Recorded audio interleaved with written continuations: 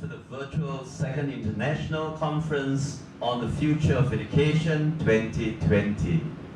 Today, 18th November 2020, and we are already on the second day of IconFed 2020. And what an exciting day it was yesterday. It's going to be another beautiful and exciting day today, as we have another 2 keynote speakers as well as 3 featured speakers whom we have selected, especially for you viewers and fellow educators. For those who have just tuned in, IconFed 2020 is organized by Institute of Teacher Education, Tuanku Baidun Campus, Penang, Malaysia. You're with me, Eng Liantek, moderator for the 4th keynote address through Facebook Live. Thank you for being with us today. Just a little housekeeping before we get started. If you have any questions during the presentation, please type them into the Facebook Live chat comments panel. I'll bring them up after the presentation, as we will have time for Q&A at the end of the talk. Ladies and gentlemen, fellow educators and viewers on Facebook Live, for the 4th keynote address, let us welcome Janelle McGann from McTighe and Associates, Australia.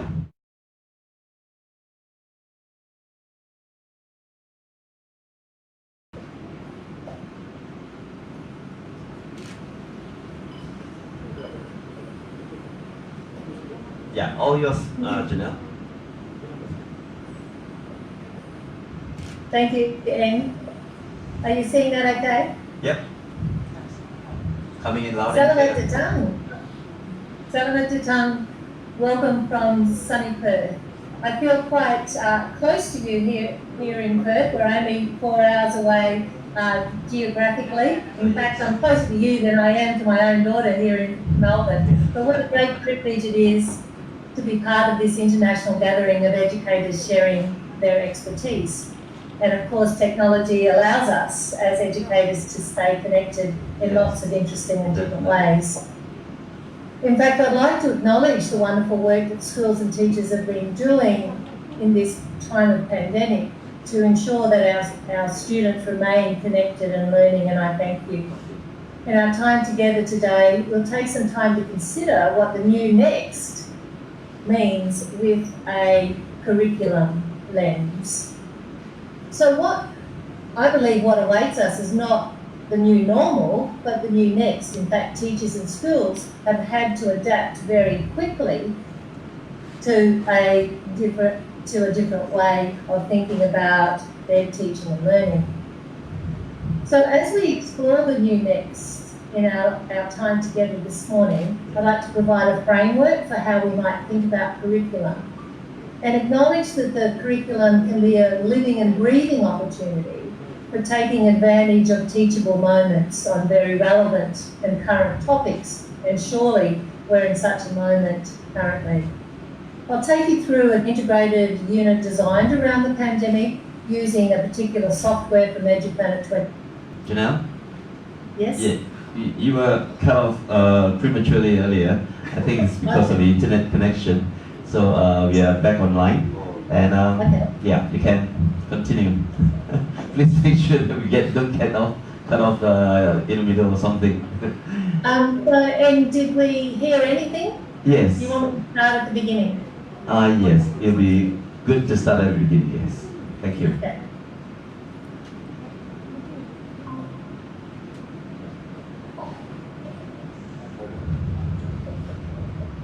Well, welcome again, Selamat Datang from Perth. What a great privilege it is to be part of this international gathering. I'm only 4 hours away from you, and technology allows us to connect at this time. So Yeah. it's great to be with you and part of this international gathering. Can you hear me now?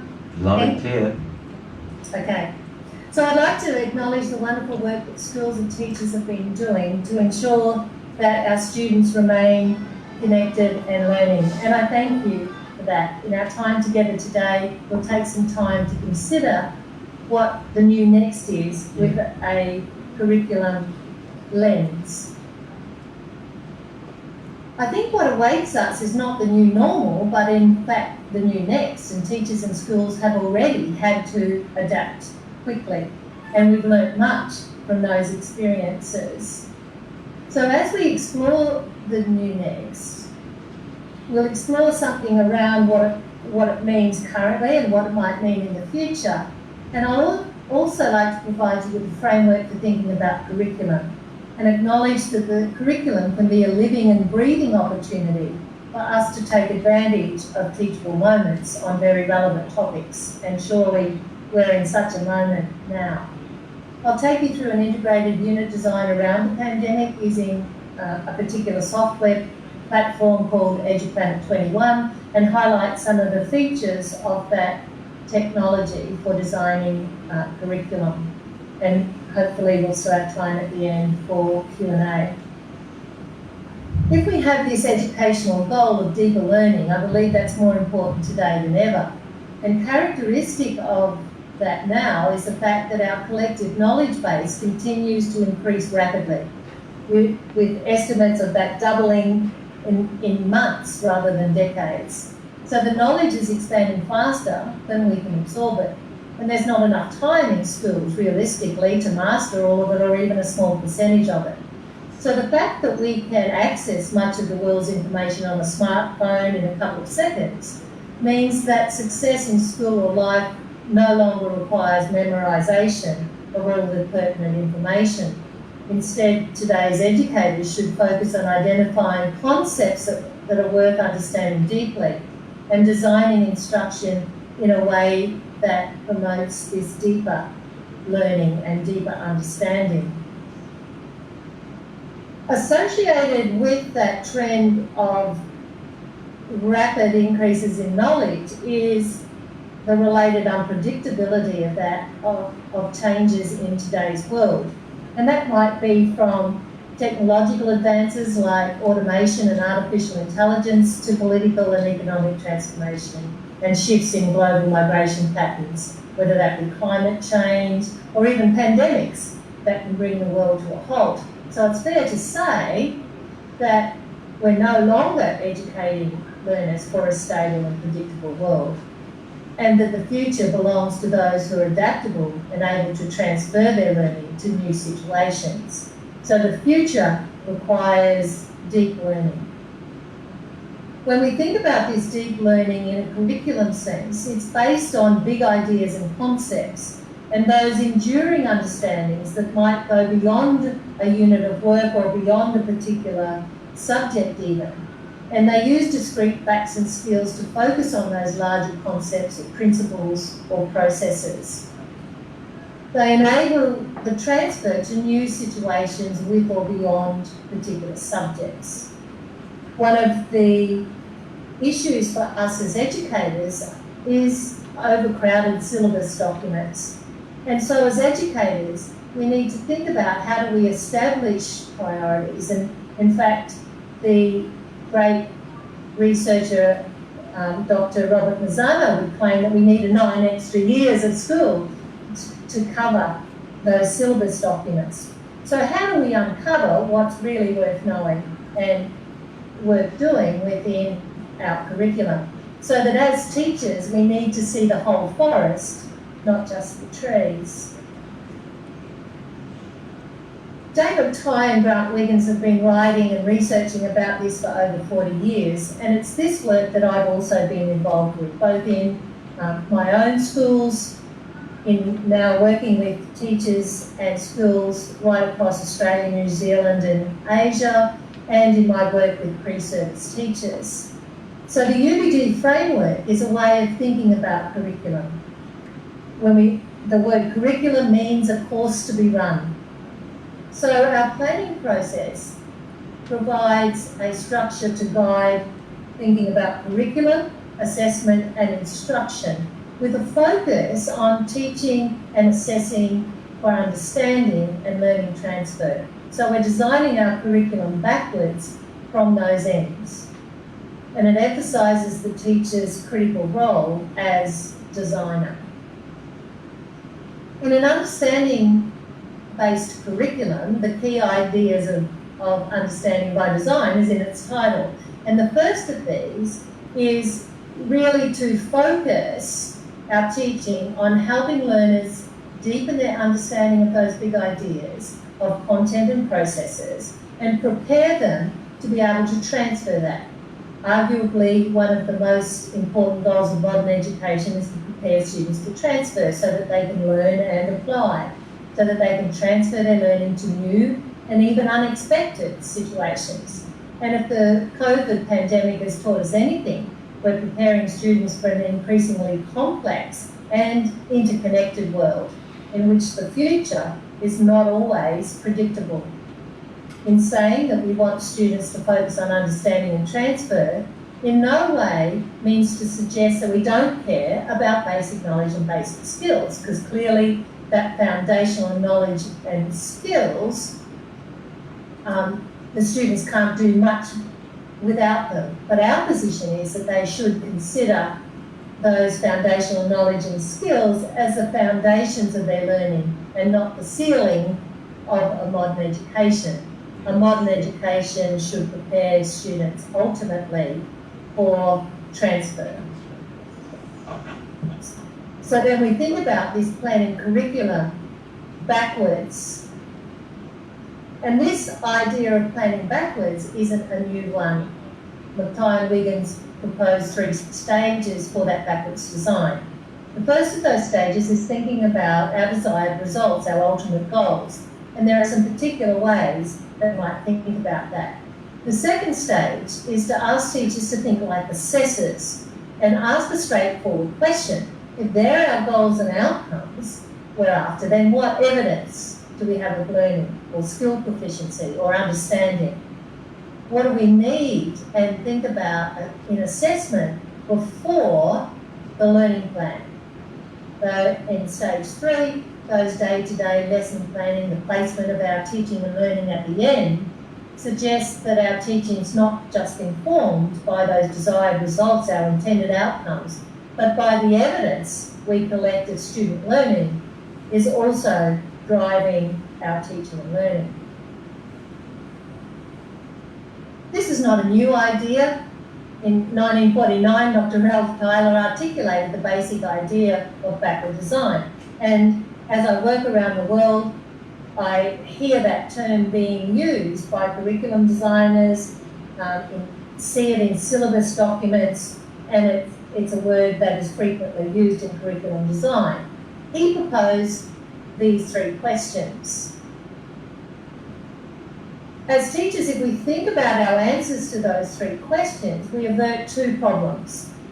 One of those problems that I often see is an activity-orientated curriculum, where teachers plan activities that may be interested, they might have lots of engaging hands-on activities, but students are not clear about why they're doing it, and we have no evidence of student learning other than the fact that students are engaged. But the question is, to what end? So if we think about our activities more purposefully, with clear long-term outcomes, then we can align our teaching and learning with those outcomes and be deliberate about that. The second problem is coverage, whether that be coverage of the textbook or coverage of the long list of standards that we see in syllabus documents that as teachers we often feel we have to march through. And there are certainly challenges in that, particularly in the secondary and tertiary sectors. So we contend that it's not about covering content, but how do we uncover it so that our students come to understand the important ideas at the core of our disciplines. So in Understanding by Design, we've got a kind of organiser for that, a template that reflects those 3 stages as a way of focusing our planning to ensure that our assessments and our activities are aligned to those desired results.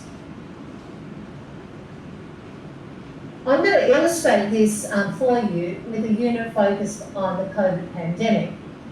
Before I do that, I'll just take you through some of the key stages or components within the stages of the template. So you'll notice here 3 grey areas. And in stage 1, there's 3 interrelated but not identical goal types. So that when we're thinking about curriculum planning, we ask to consider these 3 goals.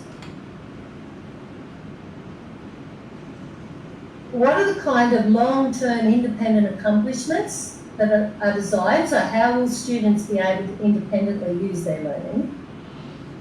How will they make meaning? Students will understand. What are those understandings and essential questions that we want them to keep considering? Those thought-provoking questions that's going to foster that inquiry and meaning-making and transfer. And then what are the foundational acquisition of knowledge and skills that are needed? What will they know and be skilled at? So those are our 3 goals of transfer, meaning-making and acquisition when we think about that stage 1. So acquisition goals are things that students should be able to know and do by the end of the unit, the foundational knowledge and skills. The making meaning is the understandings and big ideas and conceptual larger ideas we want them to apply. So we teach for understanding and deeper learning. And transfer is the ultimate goal.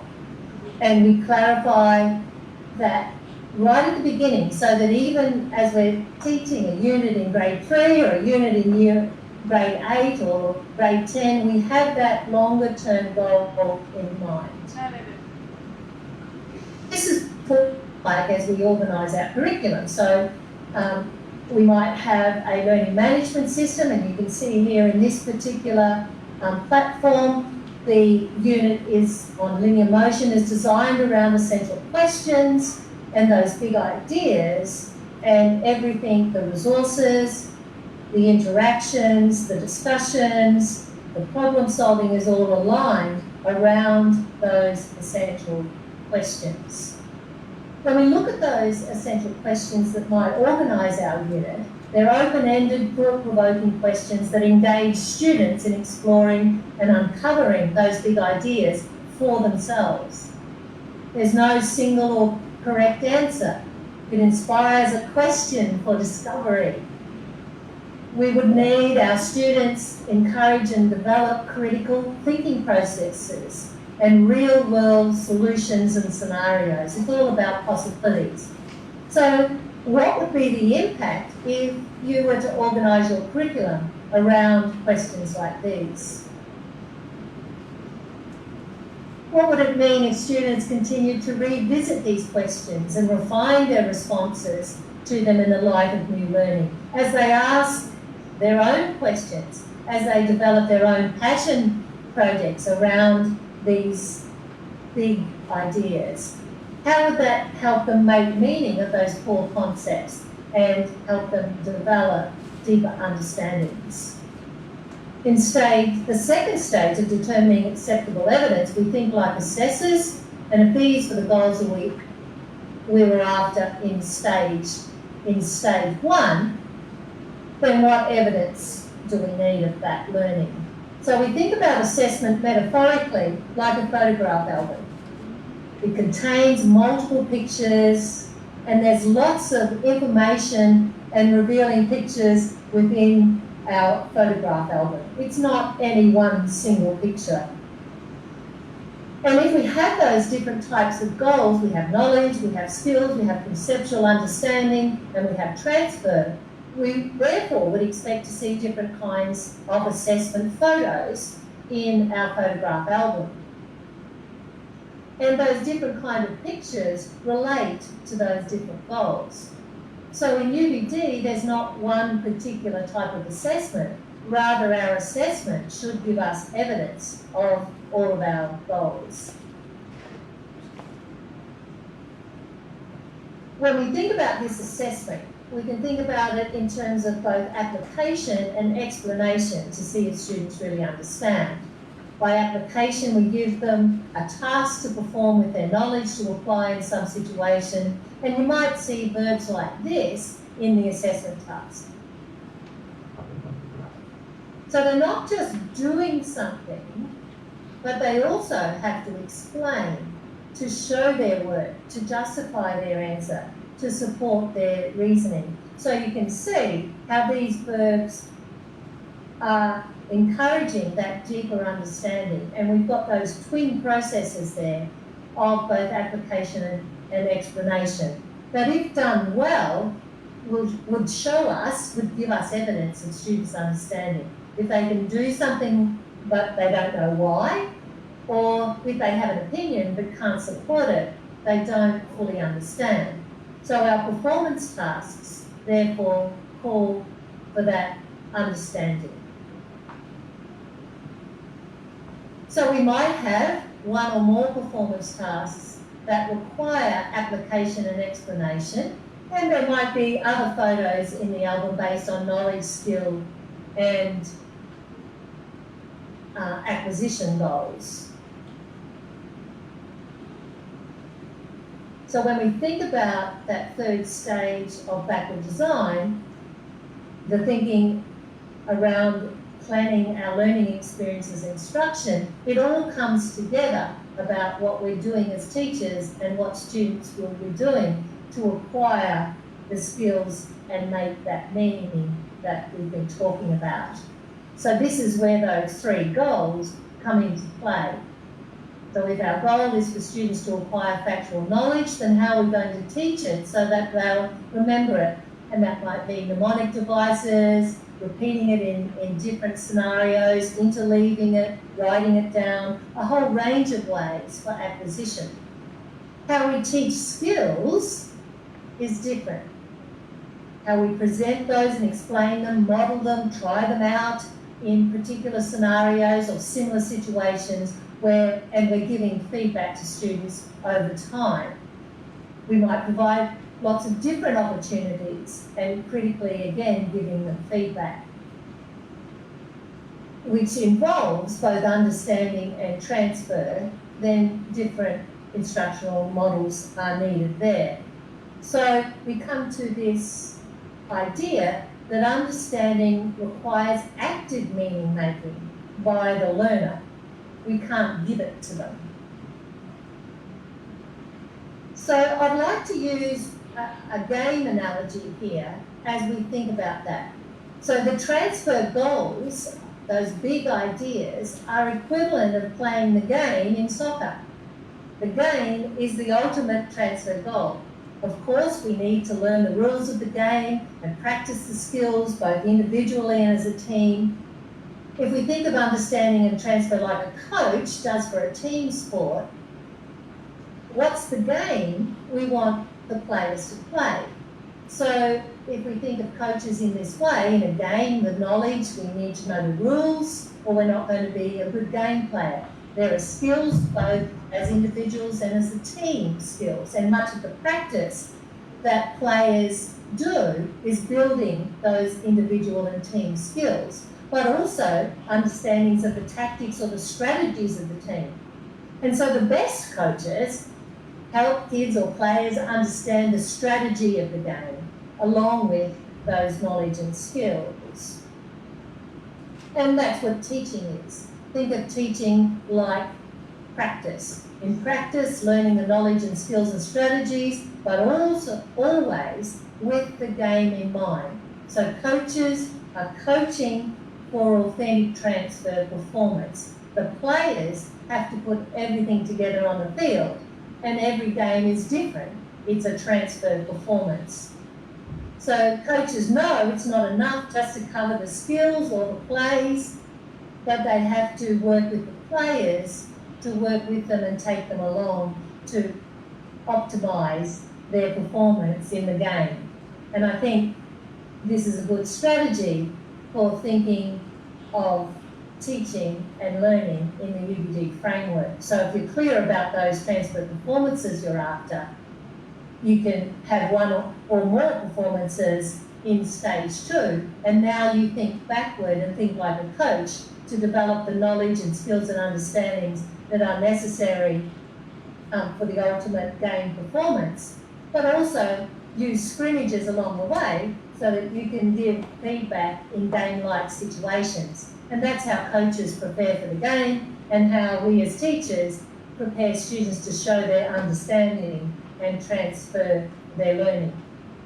During the COVID pandemic, it's forced us to think about technology and how we might use technology in designing or facilitating our learning for those different goals. We've had virtual classrooms and virtual tours.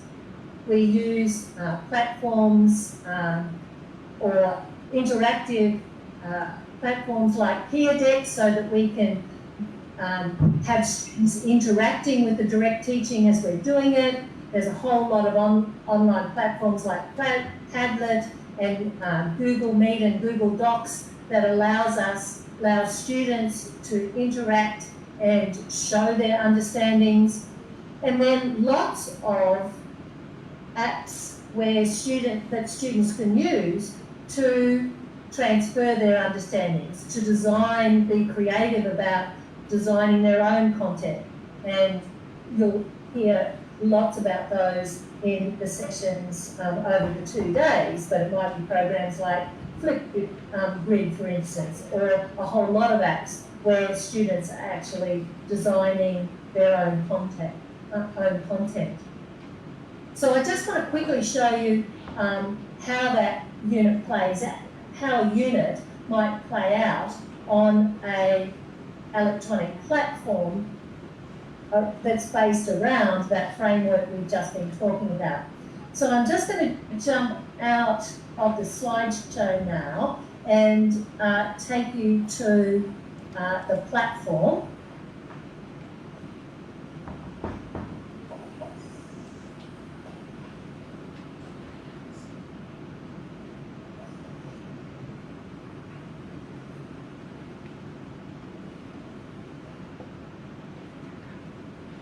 So now we're live on EduPlanet 21's platform.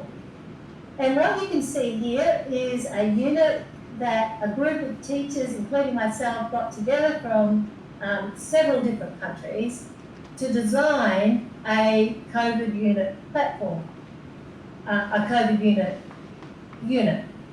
And so as we think about this unit, it provided us with the COVID-19 pandemic, provided us with an opportunity to look at a multi-dimensional challenge that's facing the world. And we could look at that through several disciplinary lenses. This happens to be a humanities unit that focuses on 3 dimensions, a geographical dimension, an economic dimension, and a psychological understanding of the effects of the pandemic. So, and students will look at that notion of a pandemic historically.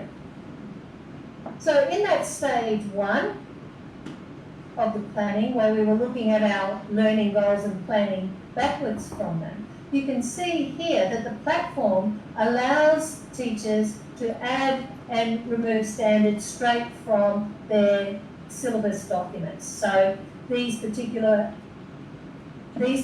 standards come from the Australian curriculum. There's some cross-curricular priorities that we're paying attention to in this unit. And then, once I've used those syllabus documents, or those state curriculum documents, to look, I use those as a blueprint to then unpack those standards into a viable planning document for my students. So I've identified some long-term transfer goals there.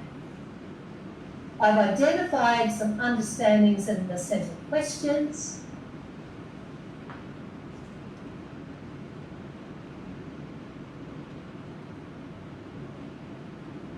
And you can see in those understandings those big ideas and the essential questions, those open-ended essential questions that are going to be driving our inquiry, student questions, our discussions, and our assessments. So we can look at then what are the foundational knowledge and skills we might need, our students might need to achieve those transfers and those deep understandings. And then stage 2, the assessment evidence. Have a look here at the performance task.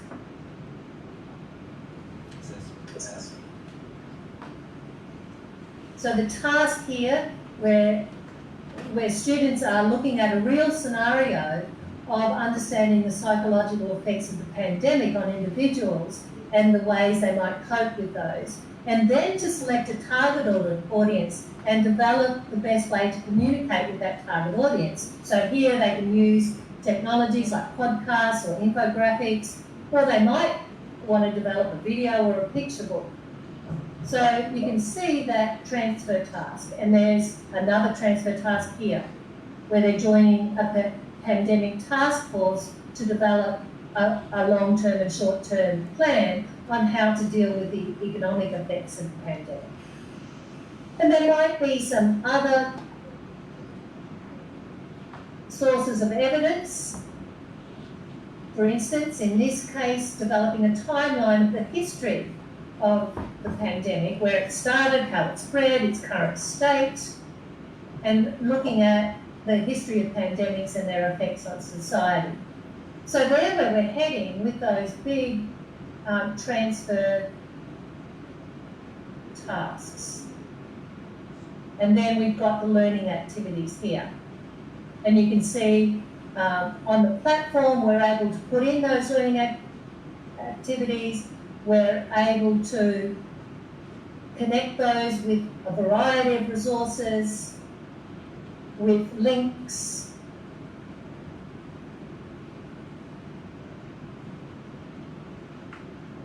And what the platform enables me to do is to link with my fellow teachers wherever we might be, anytime, any place. And you can see here we've been doing some collaboration around that on the platform, and it's much like a Google Doc in that you can edit, reply and resolve those. So we can keep that plan alive on the platform.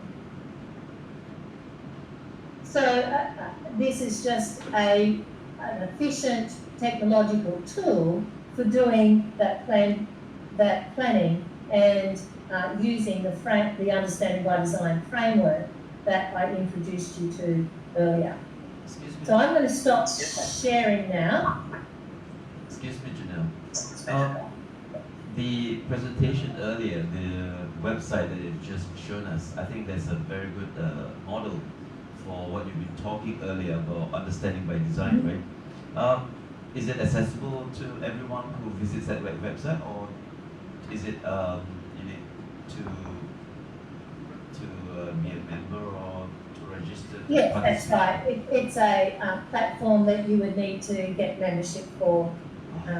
Yes. All right. Okay. Continue. So really, that was just showing you a platform for how for planning, doing that planning, using the ideas of understanding by design. But equally, you could just use that template on pencil and paper to do your planning. Okay. Is there anything you'd like to add, Janelle?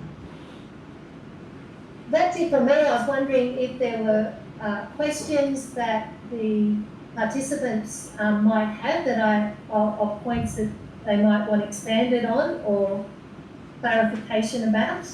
Okay, all right. So yeah, there's a cue for me to get some feedback from the audience. Okay, ladies and gentlemen, and for those who've been following us live on Facebook, it's time for question and answer. And for those who have just joined us on Facebook Live, you are at the 4th Keynote address with Janelle McGann from Australia. Okay, so let's continue with the question and answer, and I have a couple here.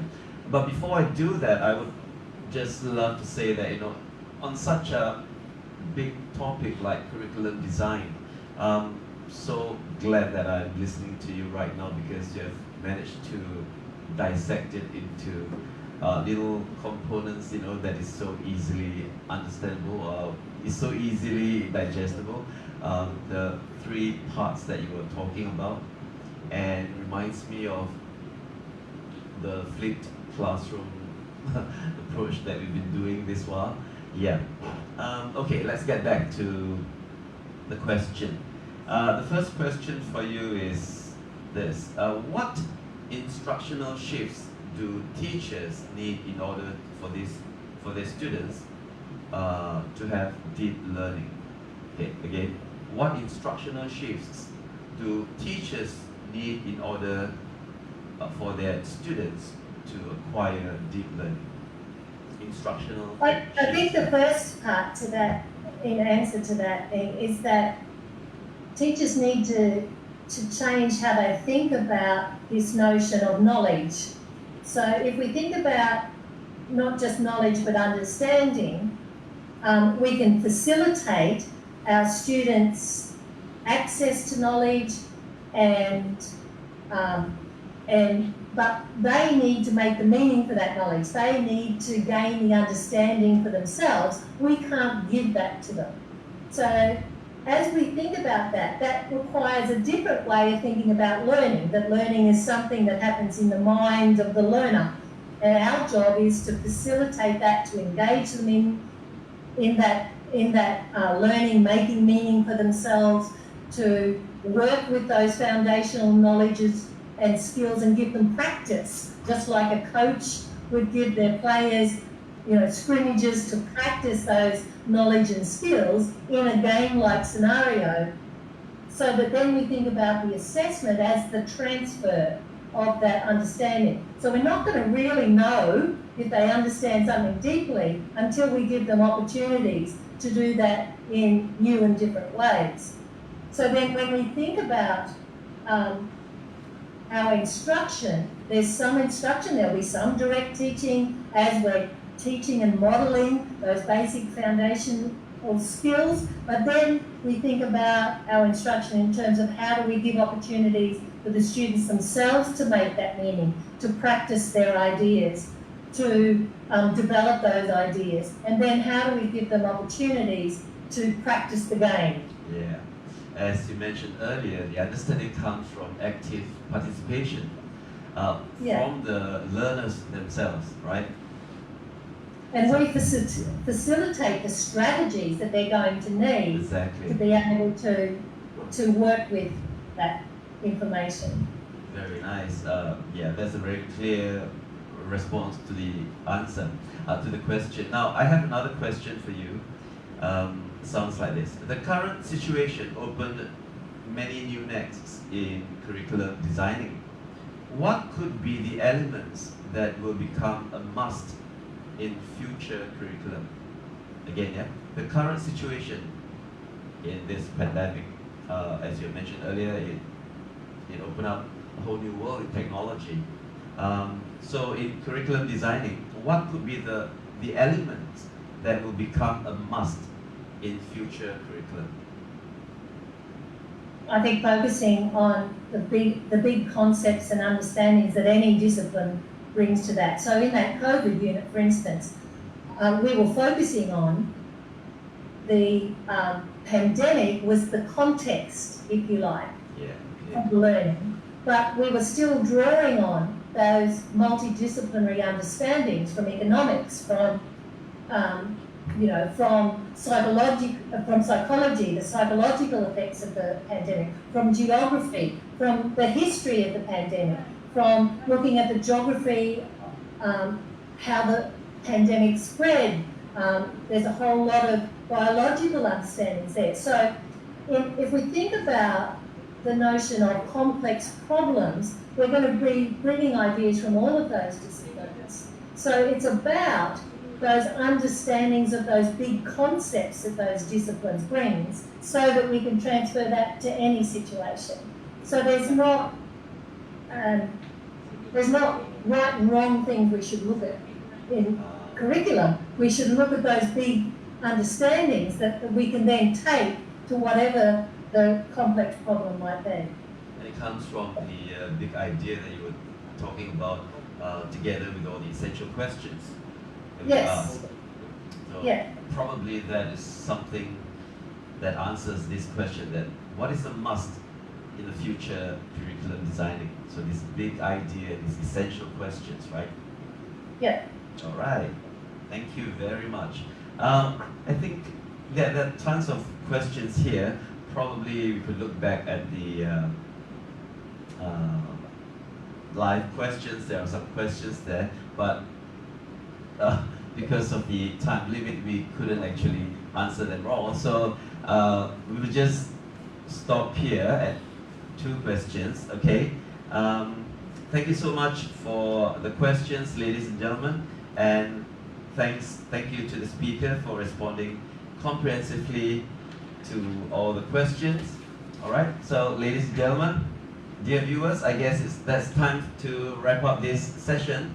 And on behalf of the Institute of Teacher Education, Tuanku Bandung Campus, the director, Cik Muhammad Saad, who is always here with us, the Icon Fed Committee, I would like to thank Janelle McGann for sharing with us the new meaning of curriculum design.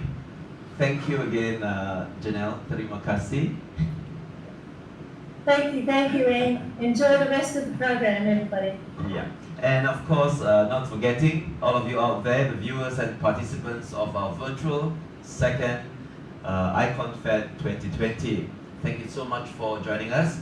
Before we end, let me remind you that the next session, which will begin in about 30 minutes, we will have 3 featured amazing speakers: Dr. Donny Adams from Malaysia, Dr. McGann from Kazakhstan, and Dr. Monita Levitt from the USA. You don't want to miss this, yeah? So please go to the virtual Icon Fed 2020 website for more details and updates. And that's all for now. See you soon and have a pleasant day ahead. Bye-bye.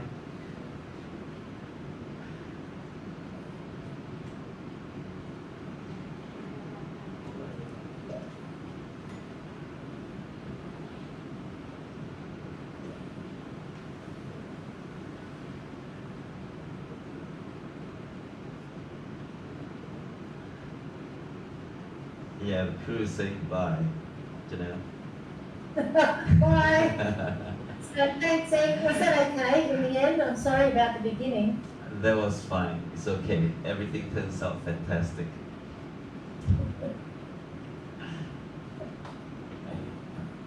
Great. Well, enjoy. I hope the rest of the program goes well for you. Yes, we definitely hope so. And I hope to be in touch with you sometime in the future. Oh yes, we hope to have you here in Malaysia. Please do come over.